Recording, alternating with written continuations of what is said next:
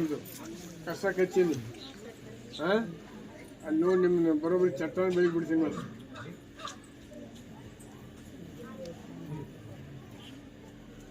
ದೊಡ್ಡ ಬೂತ್ ಆಗಿಬಿಟ್ರೆ ನಮ್ದು ಎಲ್ಲ ಪಿಡಿಗಳು ಪಂಚಾಯತಿ ಮೆಂಬರ್ಗಳು ಹಂಗೆ ಮಾಡ್ತೀರಿ. ನಿಮ್ಮ ಜವಾಬ್ದಾರಿ ಗೊತ್ತಿಲ್ಲ, ಕೆಲಸ ಮಾಡಿಸೋದು ಗೊತ್ತಿಲ್ಲ. ಈಗ ನಮಗೆ ನಾನು ಮಂತ್ರಿ ಅದನ್ರಿ, ಮಂತ್ರಿಗಿಂತ ಹೆಚ್ಚು ಕೆಲಸ ಮಾಡಿಸ್ಕೋತೀನಿ ನಾನು.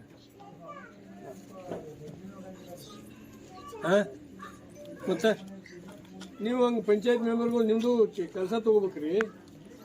ಏನೂ ಅರ್ಥ ಇಲ್ಲ. ಹೋಗಿ ಮೀಟಿಂಗ್ ಹೋಗಿ ಒಂದು ಕಪ್ ಚಾ 2 ಬಿಸ್ಕಿಟ್ ತಿಂದು ಬಂದುಬಿಡ್ತೀರಿ.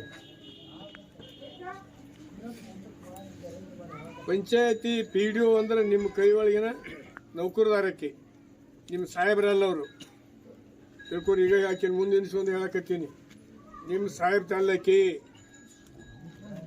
ನೀವೇನು ಪಂಚಾಯತಿ ನಿರ್ಣಯ ಮಾಡ್ತೀರಿ ಅದನ್ನು ಇಂಪ್ಲಿಮೆಂಟ್ ಮಾಡೋದು ಅಷ್ಟೇ ಕರ್ತವ್ಯ ಅವ್ರದ್ದು. ಹೆಚ್ಚಿನ ಏನು ಕಾರಬಾರ ಮಾಡುವಂಗಿಲ್ಲ. ಮತ್ತು ಪಂಚಾಯತಿ ಆಸ್ತಿನೇ ಇದರೊಳಗಿಲ್ಲ ಅಂತ ಉತ್ತರ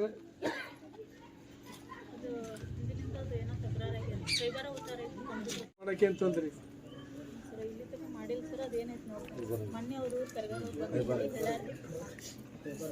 ಕೈಬರ್ ಇದ್ರೆ ಕಂಪ್ಯೂಟರ್ ಮಾಡ್ಲಿಕ್ಕೆ ಏನು ತೊಂದ್ರೆ ಐತಿ? ಏನು ತೊಂದರೆ ಐತಿ ಹೇಳುವ? ಒಂದು ಮಾಡಿಕೊಡ್ದಾನೆ ಯಾಕೆ ಮಾಡ್ತಾ ಇಲ್ಲ? ಈ 2 ದಿವಸದಾಗ ಅದು ಆಗ್ಬೇಕು. 2 ದಿವಸದಾಗ ಪಂಚಾಯತಿ ಉತ್ತಾರ ಆಗಬೇಕು. ನೀ ನಾಳೆ ಗಟ್ರ ಕೆಲಸ ಸ್ವಚ್ಛ ಮಾಡಕ್ಕೆ ಹಚ್ಬೇಕು. ನಾಳೆ ಹಚ್ಚಿ ಅಲ್ಲಿ 3 ಗಂಟೆಗೆ ಮೀಟಿಂಗ್ ಬಾ. ನೀ ಗಟ್ರ ಕೆಲಸ ಸ್ವಚ್ಛ ಮಾಡಕ್ಕೆ ಹಚ್ಚಿದ್ದನ್ನ ಫೋಟೋ ತೊಗೊಂಬ, ವಿಡಿಯೋ. ಆಮೇಲೆ ಹೇಳೋಣ ಹಾಕಿನ ನಮ್ಮ ಲೀಡರ್ ಏನಾಯ್ತು ಹೆಸರು ಮಾಡ್ತೇವೆ ನೋಡಿ ಅಂತ.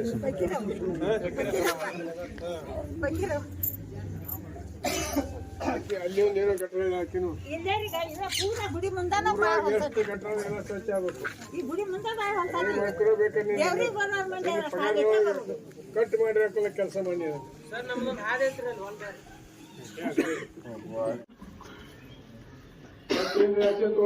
ಮತ್ತೊಂದಿಷ್ಟು ಮಂದಿ ಕರ್ಕೊಂಡ್ಬಂದು ನಮ್ಮ ಮೇಲೆ ಇನ್ಸೂರೆನ್ಸ್ ಮಾಡಿಸೋದು. ರೈತ ಕಟ್ಟೆಗಾರಲ್ಲಿ ಪೋಸ್ಟಿಂಗ್ ಬೇಕಾದಾಗ ನಮ್ಮ ಕಡೆ ಬರೋದು. ನಾವು ಬರ್ತೀವಿ ಅಂದ್ರೆ ಬರಂಗಿಲ್ಲ. ಏನ್ ಬರಕತ್ತಿ? ಟೈಮ್ ಎಷ್ಟಾಗಿತ್ತು ನೋಡು.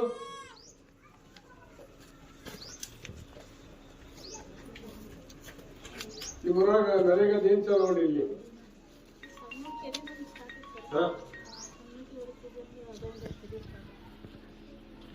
ಅದೊಂದು ಸಾಕಾಗಿತ್ತ.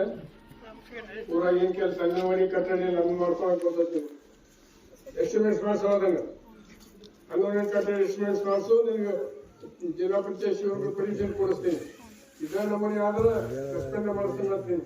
ಎಲ್ಲ ನಿಮ್ಮ ಅಪ್ಪನ ಅವ್ರ ಇವ್ರ ನಿಮ್ಮನ್ನ ಕೈ ಹೀರಾ ಕರ್ಕೊಂಡ್ರೆ ಕೇಳೋದಿಲ್ಲ. ಅವಾಗ ಅದೇ ನೌಕರಿ ಪಗಾರ ತಗೊಳಕ ನೀವು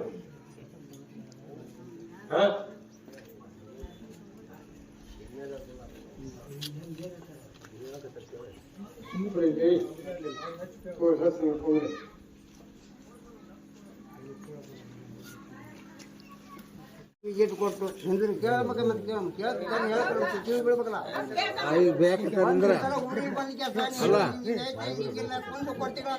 ಚೌಕಾಸಿ ಮಾಡಿದ್ರೆ ನಿಮಗೆ ಪಂಚಾಯತಿ ಮೆಂಬರ್ಗಳು ಇಲ್ಲಿ ಅವರ, ಅಧ್ಯಕ್ಷರು ಇಲ್ಲಿ ಅವರ, ಉಪಾಧ್ಯಕ್ಷರು ಇಲ್ಲಿ ಅವರ, ಊರೊಳಗೆ ಏನಿದೆ ಇಲ್ಲಿ ಹೊಲಸರ ಅವ್ರಿಗೆ ಮಲೇರಿಯಾ ಏನಾಯ್ತು, ಜಡ್ ಏನಾಯ್ತು, ಜಾಪತ್ ಏನಾಯ್ತು ಅಂದ್ರೆ ಒಬ್ಬರ ಒಂದು ಕೂಸಾಕ್ ಕುಣಿದಾರ ಜಬರ್ದಸ್ತ್ ಬಂದು ಮಾತಾಡಿದ. ನೀವು ಮಾತಾಡ್ಬೇಡಂತೀರಿ, ಮಾತಾಡ್ಲಾರ್ದ ಮತ್ತೆ ಮೂಕರು ನೋಡು.